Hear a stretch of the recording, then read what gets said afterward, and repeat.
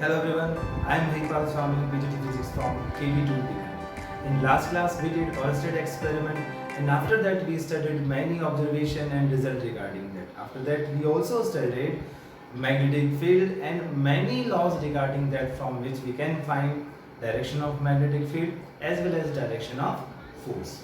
Today we will discuss Biot-Savart law.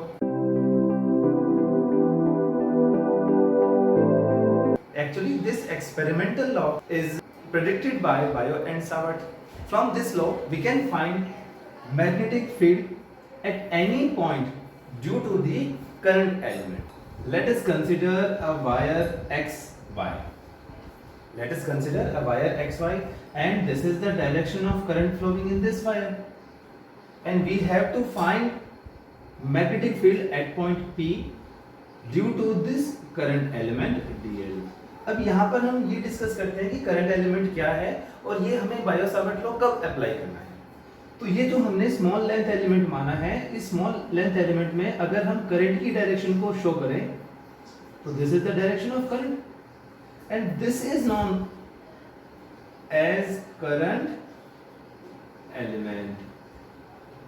ये बिल्कुल उसी तरह से है जैसे गॉस लॉ में हमने डी ए के बारे में पढ़ा था, यानी डी ए वेक्टर के बारे में पढ़ा था। देखो हमें मालूम है जो एरिया है वो एक स्केलर क्वांटिटी है, लेकिन वहां पर हमने एरिया को एज अ वेक्टर ट्रीट किया था, उसको हमने एरिया वेक्टर कहा था ताकि हमारी प्रॉब्लम कन्वीनियंट हो जाए।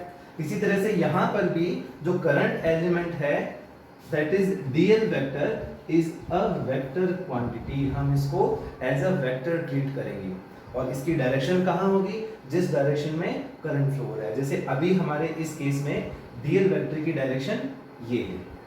अगर करंट y से x की तरफ फ्लो होगी तो हमारा जो लेंथ करंट एलिमेंट है उसकी डायरेक्शन नीचे की तरफ होगी, ऊपर से नीचे की तरफ। So this is the direction of dl vector and from any current element if we are to find magnetic field we use Biot Savart law. तो हम आगे इसको प्रोसीड करते हैं। बायो-सावर्ट लॉ से हम मैग्नेटिक फील्ड का मैग्नीट्यूड फाइंड कर सकते हैं। तो डायरेक्शन कैसे फाइंड करें? डायरेक्शन फाइंड करने के लिए हमने लास्ट क्लास में बहुत सारे लॉज पढ़े थे, उसमें से हमने एक लॉ पढ़ा था राइट हैंड थंब रूल। अगर हम राइट हैंड थंब रूल की बात करें तो वो क्या था, अगर हमारा अंगूठा थंब करंट की डायरेक्शन में है तो जो हमारी मुड़ी हुई अंगुलियां होगी वो मैग्नेटिक फील्ड की डायरेक्शन को शो करेगी।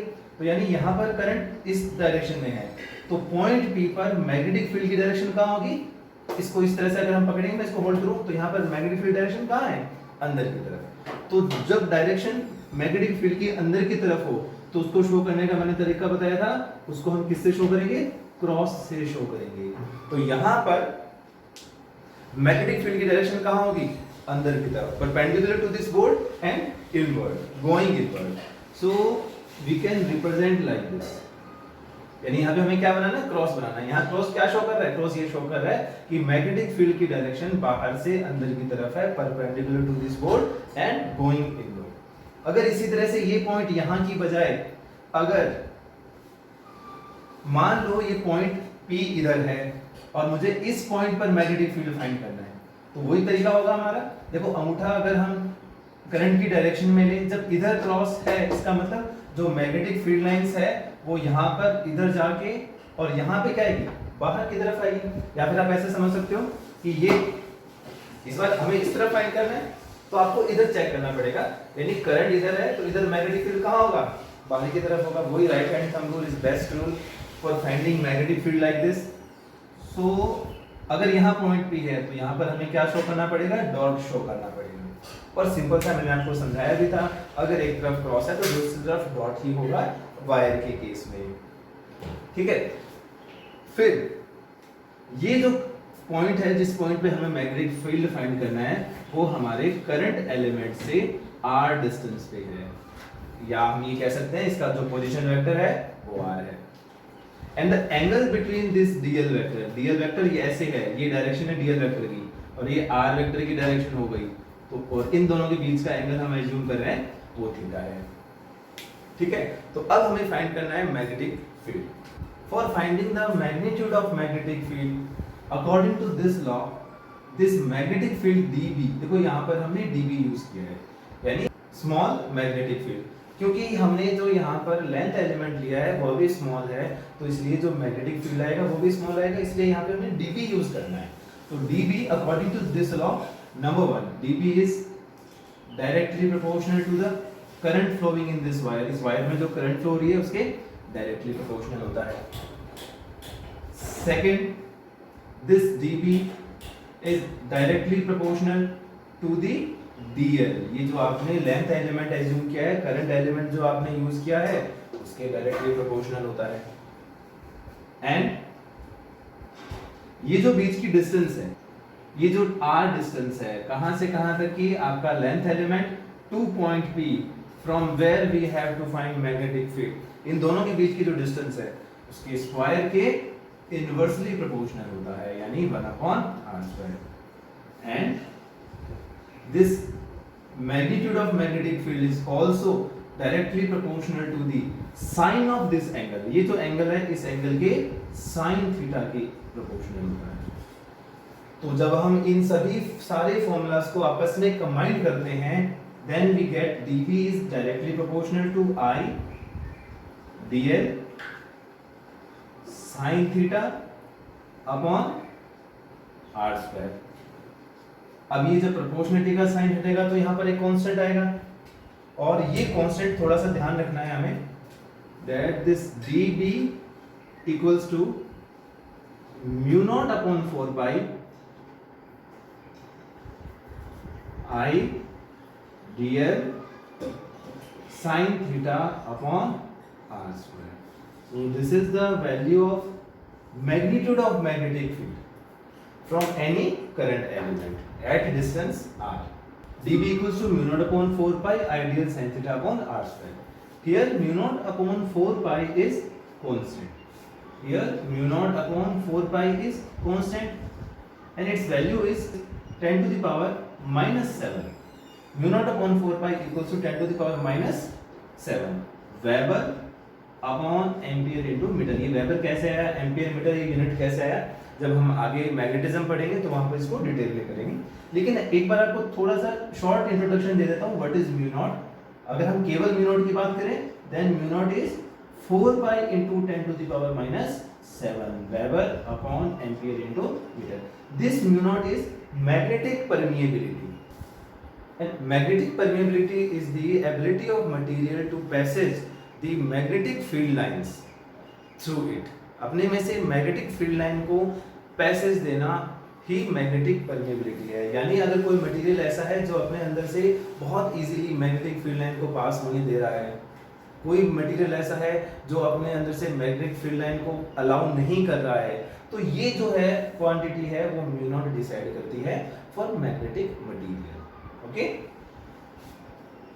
अब ये है हमारा फॉर्मूला बायो सावर्ट लॉ के अकॉर्डिंग। यानी किसी भी पॉइंट पर अगर आपको किसी करंट एलिमेंट की वजह से मैग्नेटिक फील्ड फाइंड करना है तो हम ये फॉर्मूला यूज करते हैं, dB equals to mu naught upon 4 pi I dl sin theta upon r²। अब अगर आप इस फॉर्मूला को वेक्टर फॉर्म में लिखना चाहो तो हम लिख सकते हैं। इसको मैं एक बार रख कर देता हूं, ये देखो, then dB vector is, vector form में लिख रहे हैं इसको, वेक्टर फॉर्म में यहां पर dB vector is mu naught upon 4 pi, current तो वैसे ही स्केलर क्वांटिटी है, यहां पर हमने क्या किया, r से मल्टीप्लाई किया और r से डिवाइड किया। अब यहाँ पे मैंने आपको बताया था ये पोजीशन वेक्टर है और एक ये dl वेक्टर, ये एक तरह से यहाँ पर वेक्टर का काम कर रहा है, तो मैं इसको यहाँ पर, और साथ में साइन थीटा है, तो साइन थीटा है तो हम इसको क्रॉस प्रोडक्ट बनाएंगे। वैसे भी आपको वेक्टर फॉर्म है तो यहाँ क्रॉस प्रोडक्ट ही आएगा, डॉट प्रोडक्ट नहीं आ सकता। सो dl vector cross r vector, और अपॉन में r² into r is r²। So this is the vector form of the magnetic field, magnetic field। अब देखो इसकी डायरेक्शन फाइंड करने, आप इस फॉर्मूला से भी डायरेक्शन फाइंड कर सकते हो। वैसे मैंने तरीका बताया, ये जो राइट हैंड थंब रूल से मैग्नेटिक फील्ड डायरेक्शन फाइंड करना ज्यादा इजी रहेगा बजाय इसके। इससे मैग्नेटिक फील्ड की डायरेक्शन कैसे फाइंड करें, चलिए देखते हैं। सबसे पहले हम देखो, जैसे यहाँ पे आपको ध्यान है, ये जो थीटा है, ये थीटा इस dl और इस r के बीच का एंगल है। अगर मैं यहाँ पर जैसे dl एज्यूम करूं, dl वेक्टर और यहाँ पर अगर मैं आर वेक्टर एज्यूम करूँ और इन दोनों के बीच का एंगल यहाँ थीटा है, तो अगर आप डीएल क्रॉस आर करोगे तो आपको इस तरह से मूव करना पड़ेगा, है ना। अगर आप डीएल क्रॉस आर करोगे तो इस तरह से आएगा। अगर हम इसी को, मैं डायग्राम को ऐसे बना दूं, this is dl vector and this is r vector, this is the angle between this and dl cross r is this. अब देखो आपको वही अपना right hand thumb rule apply करना है, या फिर आप यहाँ पर स्क्रू रूल भी अप्लाई कर सकते हो। जैसे मेरे पास यहाँ पर एक स्क्रू है, अगर आप डीएल से आर की तरफ स्क्रू को रोटेट करते हो तो स्क्रू की डायरेक्शन कहाँ होगी, अंदर की तरफ। अभी मैंने ये इस प्लेन में लिए हैं, तो यहाँ पर दो ही वैल्यू पॉसिबल है। जैसे डीएल क्रॉस आर, अगर आपको स्क्रू रूल अप्लाई करना है तो डीएल से आर की तरफ स्क्रू को रोटेट करना है। जब हम इस तरह से हमारा मोशन होता है तो स्क्रू कहाँ आता है, बाहर की तरफ आता है। बाहर की तरफ आने का मतलब यहाँ ये जो डायरेक्शन है ये किसकी डायरेक्शन होगी, इस डीबी वेक्टर की डायरेक्शन होगी। इसी तरह से यहाँ पर आप डीएल क्रॉस आर कर रहे हो, जब हमारा ये मोशन होता है तो इस मोशन में स्क्रू अंदर की तरफ जा रहा है, स्क्रू अंदर की तरफ जा रहा है, तो यहाँ पर जो मैग्नेटिक फील्ड की डायरेक्शन होगी वो अंदर की तरफ होगी और यहाँ बाहर की तरफ डीबी वेक्टर। ठीक है, जैसे यहाँ पर अगर हम बात करें, देखो ये डीएल वेक्टर इधर है, ये आर वेक्टर इधर है, और आपको डीएल से आर की तरफ स्क्रू को रोटेट करना है। जब हम डीएल से आर की तरफ अगर स्क्रू रोटेट करते हैं तो स्क्रू कहाँ जा रहा है, अंदर की तरफ स्क्रू जा रहा है। और देखो यहाँ पे हमने क्या बनाया है, इधर हमने क्रॉस बनाया है।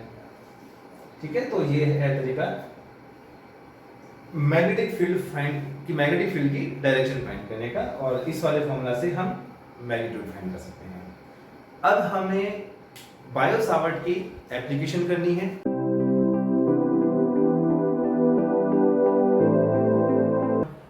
Hello everyone, Biot Savart law के बाद में अब हम डिस्कस करते हैं application of Biot Savart law, और इसमें सबसे पहले we will discuss magnetic field due to a straight wire carrying current. यानी हमें एक स्ट्रेट वायर है जिसमें से कुछ करंट फ्लो हो रही है और हमें किसी गिवन पॉइंट पे मैग्नेटिक फील्ड फाइंड करना है। तो चलिए देखते हैं। तो first we will consider a straight wire x wire, okay, and current I is flowing through this. हमने एक वायर कंसिडर किया है एक्स वाई, और इस वायर में से करंट आई फ्लो हो रही है, और इस वायर के परपेंडिकुलर डिस्टेंस पे एक पॉइंट P है जिस पॉइंट पर हमें मैग्नेटिक फील्ड फाइंड करना है। अभी हमने बायो सावर्ट में जब मैग्नेटिक फील्ड फाइंड किया था तो वो फाइंड किया था एक स्मॉल करंट एलिमेंट की वजह से, लेकिन अब हमें मैग्नेटिक फील्ड फाइंड करना है इस पूरे वायर की वजह से इस पॉइंट पर कितना मैग्नेटिक फील्ड होगा।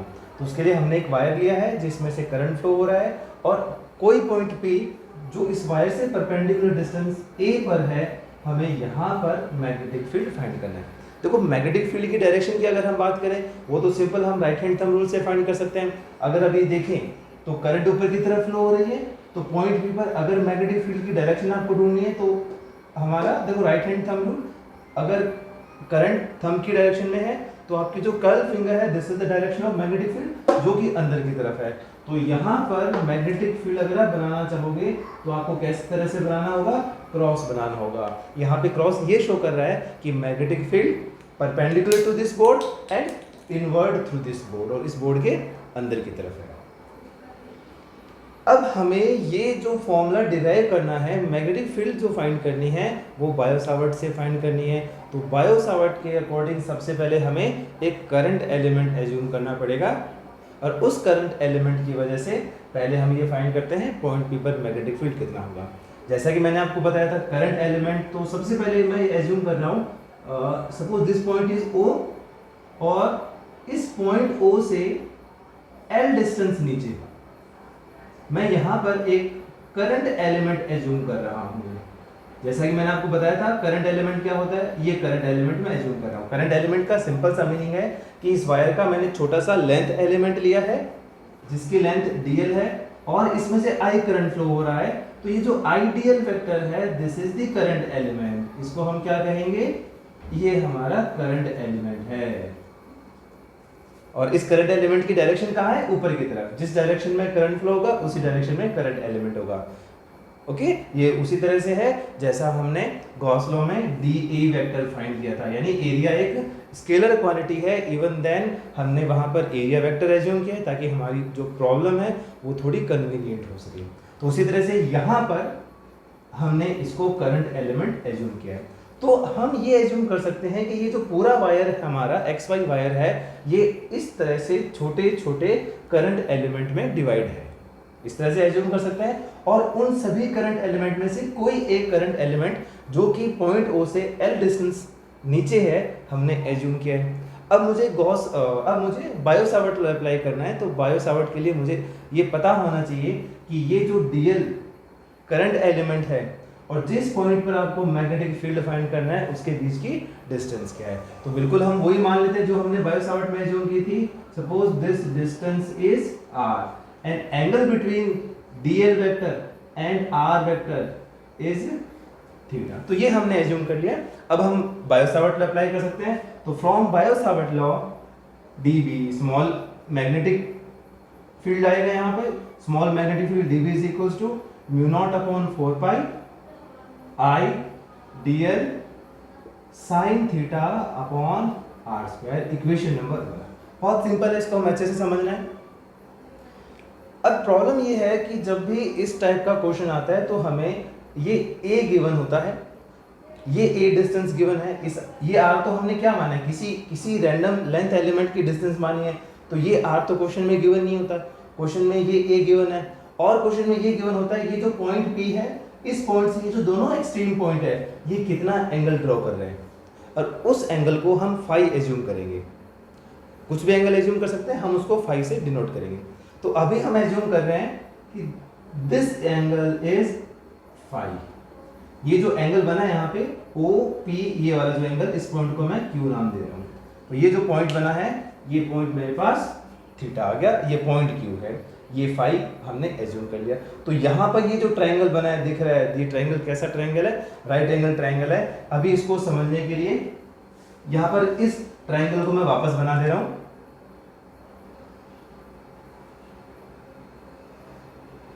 राइट एंगल ओ पे है और ये जो ट्राइंगल मैं एज्यूम करूंगा इस फाई एंगल के लिए एज्यूम कर रहा हूं, तो मैं इसको फाई मान रहा हूं ताकि ये मेरा क्या बन जाए, ये बेस बन जाए, ट्राइंगल का बेस है।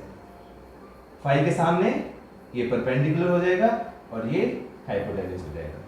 तो ये कितना डिस्टेंस है ओ, और ये जो फाई वाला वो पी हो गया एंड दिस इज क्यू। तो ये एंगल कितना हुआ, ये एंगल हमारा थीटा हुआ। अब देखो ओ क्यू डिस्टेंस कितनी है एल, ओ क्यू ये हुआ एल डिस्टेंस।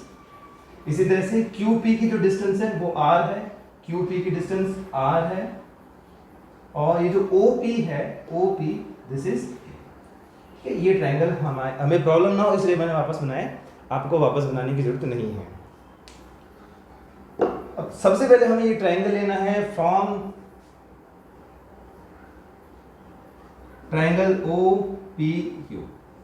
देखो हमेशा ध्यान रखना, जब भी हम कोई डेरिवेशन सॉल्व करें तो डेरिवेशन पूरा नहीं रटना, हमें पूरा लर्न नहीं करना, हमें उस डेरिवेशन के कुछ की फीचर्स होते हैं जिसको ध्यान रखने हैं। जैसे अगर मैं बात करूं, मैंने ये जो डेरिवेशन लर्न किया हुआ है वो 3 पॉइंट पे लर्न किया हुआ है, और वो 3 पॉइंट कुछ इस तरह से, यहाँ पे देखो I D L sine theta और आर स्क्वायर है।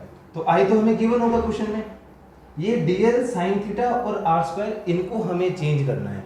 तो ये हमारे पूरे एक्सपेरिमेंट में पूरे डेरिवेशन में प्रोसेस होगी। तो हम क्या करेंगे, इस साइन थीटा को चेंज करेंगे, इस आर को चेंज करेंगे और इस डीएल को चेंज करेंगे। तो बस हमें ये ध्यान रखना है, हमें इन 3 चीजों को कन्वर्ट करना है। अब किसमें कन्वर्ट करना है, क्वेश्चन में हमें ए गिवन होगा, ये फाई गिवन होगा, मतलब एक्स और वाई कितना एंगल बना रहा है ये गिवन होगा। तो हमें इन सभी चीजों को, ये जो सभी पैरामीटर है इनको कन्वर्ट करना है in terms of a and phi. तो सबसे पहले हम स्टार्ट करते हैं इस थीटा से। अगर आप ये ट्रायंगल कंसीडर करते हो तो इस ट्रायंगल में आपको दिख रहा है दिस इज 90 डिग्री। ट्रायंगल के तीनों एंगल का सम 180 होता है। तो थीटा प्लस फाई कितना हुआ, theta plus phi is equals to 90 degree. हमें थीटा को कन्वर्ट करना है, सो थीटा इज 90 माइनस 5, और यहाँ पे थीटा के साथ में साइन एंगल है। सो अगर हम दोनों तरफ साइन अप्लाई करें तो sine theta equals to sine 90 minus five and sine 90 minus five is cos five.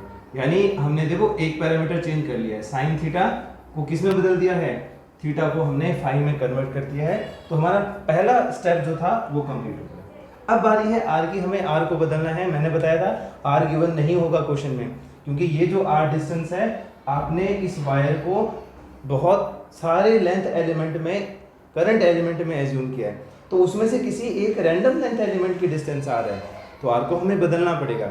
और आर को किस में कन्वर्ट करना पड़ेगा, इन टर्म्स ऑफ ए और five, in terms of a and five. तो अब हम बदलते हैं इसको। देखो हमें आर को बदलना है, हमें इस आर को बदलना है, और हमें क्या चाहिए, ये फाइव चाहिए। हमें आर को बदलना है और हमें ये फाइव चाहिए।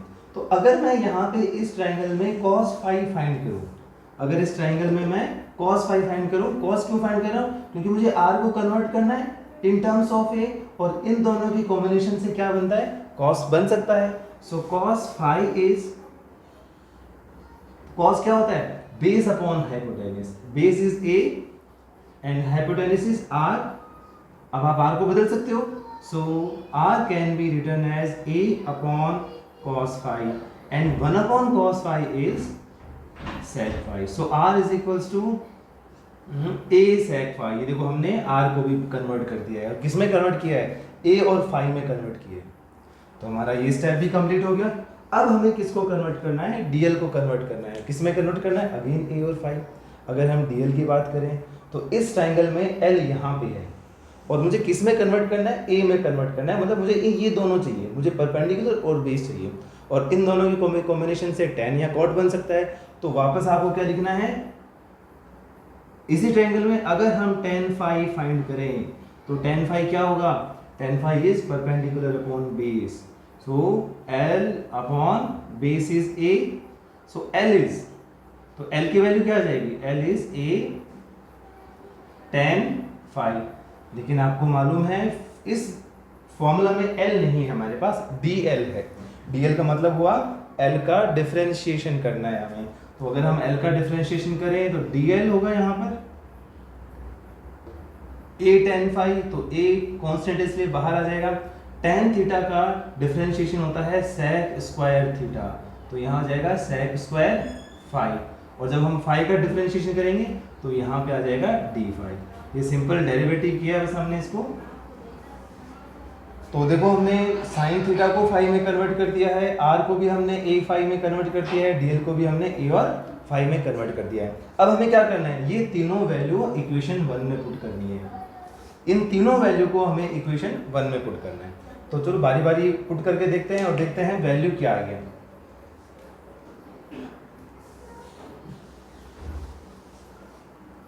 मैं सीधा यही पुट कर रहा हूं। तो फॉर्मूला था यहां पर dB equals to mu naught upon 4 pi I, फिर यहां पे था dl, और dl की जगह मैं क्या लिख सकता हूं यहां पर a sec square five d five, I dl sine theta, और साइन थीटा की जगह हम क्या लिख सकते हैं cos five upon r square, और r स्क्वायर की जगह हम क्या लिख सकते हैं यहाँ पर a स्क्वायर, इसका स्क्वायर r का स्क्वायर यानी a स्क्वायर और sec स्क्वायर फाइव। तो अब ये तीनों वैल्यू हमें नहीं चाहिए, इन तीनों वैल्यू को हमने इसमें पुट कर दिया है, तो मैं इन सभी को रद्द कर देता हूँ, आप नोट कर लेना। अब हमें इसको सॉल्व करना है। यहाँ पे देखो ये a ये कैंसिल हो गया, ये sec स्क्वायर फाइव, ये sec स्क्वायर फाइव कैंसिल हो गया।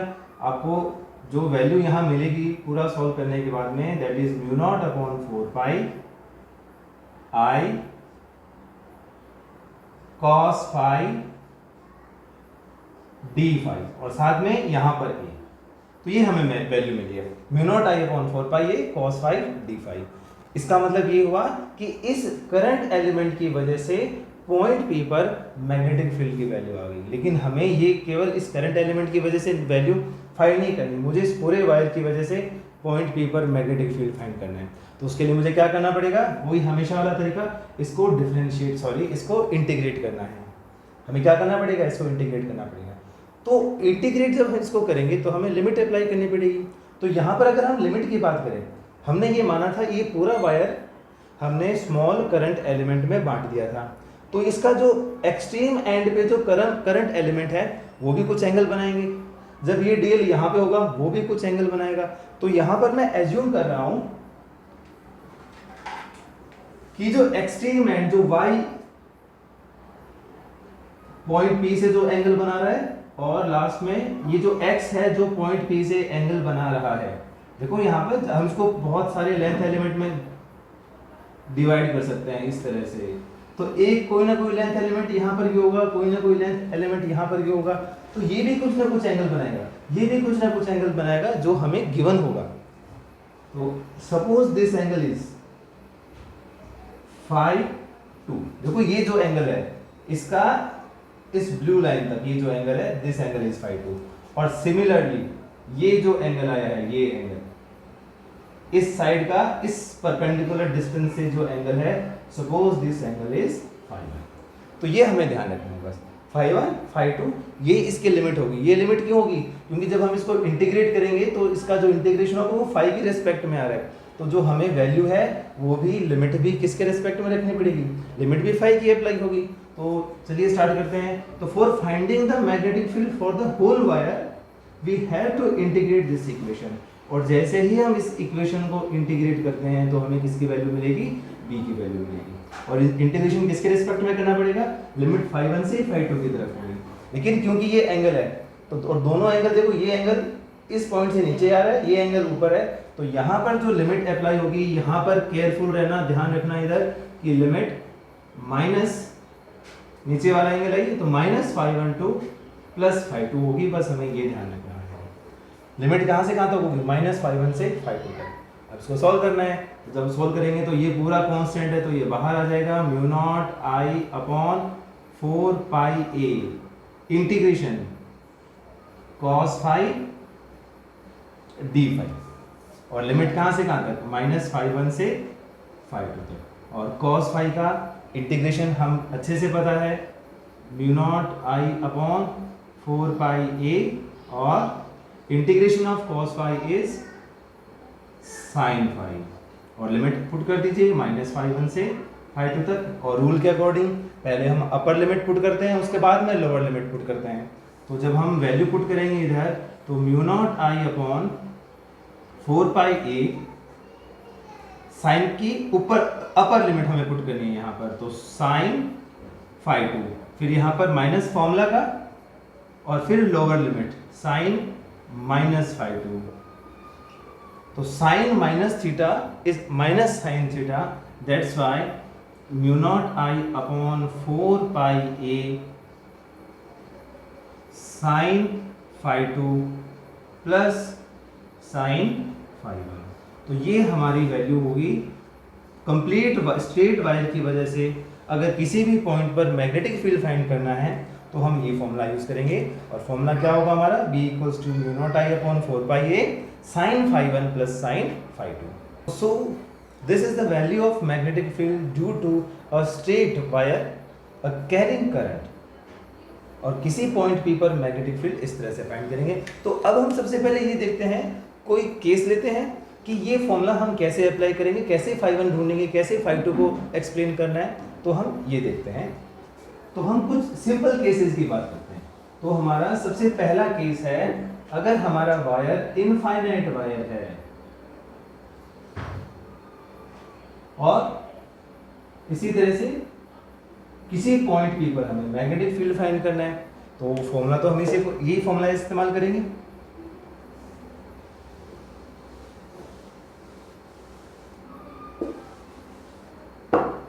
अब यहां देखिए, तो यहाँ पर अगेन हमें फाई 1 को फाइंड करना पड़ेगा। देखो ये फॉर्मूला सिंपल है, आपको मैग्नेटिक फील्ड फाइंड करना है तो B is equals to mu naught I upon 4 pi a, mu naught I upon 4 pi a sine phi 1 plus sine phi 2। अब आपको इतना ध्यान रखना है कि अगर स्मॉल करंट एलिमेंट है तब तो हमें सीधा बायो-सावर्ट लॉ इस्तेमाल करना है। अगर हमारे पास स्ट्रेट वायर है तो स्ट्रेट वायर की वजह से अगर हमें मैग्नेटिक फील्ड फाइंड करना है तो पहले हम ये फॉर्मूला अप्लाई करेंगे। अब इस फॉर्मूला में बस हमें इतना सा ढूंढना है कि फाई 1 फाई 2 हम कैसे फाइंड करें। जैसे अभी हमारा केस वायर कैसा है, इनफाइनाइट वायर है, इनफाइनाइट वायर है, तो ये डिपेंड नहीं करता कि ये पॉइंट मिड में है या कहाँ पे है। अभी बस हमें केवल φ1 और φ2 चाहिए, और ये डिस्टेंस आज भी हमने a ही एज्यूम किया। तो यहाँ पर अगर हम देखें, जैसे ये मेरे पास, मान लो आप अभी यहाँ पर हो और आप इस टावर, एक बहुत बड़ा टावर है और इस टावर का टॉप देख रहे हो, टावर की टॉप को देख रहे हो, तो आपको मालूम है कि यहाँ पर कुछ ना कुछ एंगल बनेगा, कुछ एंगल भी हो सकता है। आपको फाई से प्रॉब्लम होती है, एक बार हम थीटा एज्यूम कर लेते हैं। तो जैसे यहाँ पर कोई बिल्डिंग है और मैं उस बिल्डिंग को इस तरह से देख रहा हूँ, तो कुछ ना कुछ एक सर्टेन एंगल बनेगा यहाँ पर। अब क्या कर रहा हूँ मैं, धीरे धीरे धीरे उस बिल्डिंग के पास में जा रहा हूँ, तो हमें मालूम है जैसे जैसे उस बिल्डिंग के पास में जाऊंगा तो ये एंगल क्या होगा, धीरे धीरे धीरे धीरे धीरे धीरे इंक्रीज होगा। और जब मैं इस बिल्डिंग के एग्जैक्ट पास में पहुंच जाऊंगा और फिर टॉप देखूंगा, तो मेरा पोजीशन कुछ इस तरह से होगा। यानी आप, ये एंगल है, लेकिन आप जैसे जैसे जैसे जैसे इस बिल्डिंग के पास में जाओगे एंगल इंक्रीज होता जाएगा, और जब आप यहाँ पर पहुंच के टॉप को देखोगे तो यहाँ पर जो एंगल होगा वो आपको कितना मिलेगा, 90 डिग्री का एंगल मिलेगा। तो यहाँ पर जो इनफाइनाइट वाला केस ऐसा ही तो हुआ। इनफाइनाइट का मतलब ये पॉइंट बहुत नीचे है, बहुत नीचे है। तो जब आप यहाँ से इसको एंगल, इसका एक्सट्रीम एंड जब आप चेक करोगे, देन φ1 इज इक्वल्स टू 90, और वो सेम केस ऊपर भी होगा। तो यहाँ पर भी आपको क्या लेना है, φ2 इज ऑल्सो 90, क्योंकि यहाँ पर भी क्या है, ये वैल्यू इनफाइनाइट है, तो दोनों तरफ वायर इनफाइनाइट माना हुआ है, हमने एज्यूम किया हुआ है। तो यहाँ पर भी 90 और यहाँ पर भी 90। अब ये दोनों वैल्यू इसमें पुट कर दीजिए। So b is equals to μ0I upon 4 pi a sin 90 plus sin 90, और sin 90 की वैल्यू 1 होती है, तो 1 plus 1 is 2। So b is equals to μ0I upon 4 pi a, 1 plus 1 is 2। तो फाइनल वैल्यू इनफाइनाइट वायर की वजह से जो हमें मिलेगी वो होगी μ0I अपॉन 2 pi a। तो ये हमें ध्यान रखना है, this is the value of magnetic field. वही अगर आप वेक्टर की बात करोगे तो वही हमारा राइट हैंड थंब रूल, जिधर भी करंट फ्लो हो रहा है, अगर करंट नीचे से ऊपर की तरफ फ्लो हो रहा है तो P पे क्या बनेगा, यहाँ पर क्रॉस बनेगा। आप चाहो तो यहाँ पर भी वेक्टर के साथ में इधर ऐसे क्रॉस लगा सकते हो, तो यहाँ क्रॉस का मतलब क्या होगा कि मैग्नेटिक फील्ड अंदर की तरफ है। और यही करंट अगर ऊपर से नीचे की तरफ फ्लो हो रही है तो हमें अंगूठे को नीचे की तरफ करना है ऐसे, और यहाँ पर करंट क्या है, बाहर की तरफ आ रहा है, बाहर की तरफ आ रहा है, सॉरी मैग्नेटिक फील्ड लाइन। तो इधर हमें क्या बनाना है, इधर हमें डॉट बनाना है। तो ये मेथड रहेगा मैग्नेटिक फील्ड फाइंड करने का for the straight wire. So this is our case first. तो ये था हमारा केस फर्स्ट। अब हम क्या कर रहे हैं, ये जो पॉइंट P है, जो हमारे पास वायर है, उस वायर के सामने अगर पॉइंट P हो या उस वायर के ऊपर ही पॉइंट आ जाता है, हमें मैग्नेटिक फील्ड फाइंड करना है। तो हम कैसे करेंगे, तो उसका सिंपल सा तरीका है, बायो सावर्ट से इसको इस्तेमाल कर, बायो सावर्ट से इसको हम सॉल्व कर सकते हैं। आपको याद होगा dB का फॉर्मूला आता था कुछ इस तरह से, μ0 IDL sin theta upon r square. और अगर मैं इसको वेक्टर फॉर्म में लिखूं तो ये फॉर्मूला कुछ इस तरह से होता था, μ0 I dl vector cross r vector upon r cube. तो जब ये फॉर्मूला वायर, जब ये पॉइंट वायर के ऊपर ही आ जाता है, वायर के ऊपर आने की केस में dl vector and this r vector, देखो dl vector and this r vector is parallel to each other, एक दूसरे के पैरेलल हो गए। dl भी उसी डायरेक्शन में है, ये r वेक्टर भी उसी डायरेक्शन में है। तो इस वजह से दोनों पैरेलल होने की वजह से, दोनों के बीच का एंगल 0 होने की वजह से हमारे पास b की वैल्यू क्या आएगी, 0।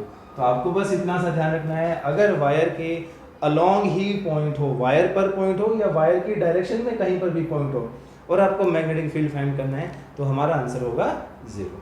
तो ये था बायो सावर्ट की पहली एप्लीकेशन, जिसको हमने इस तरह से किया, और फॉर्मूला कुछ ये आया, b equals to μ0 I 4 pi a sin φ1 plus sin φ2।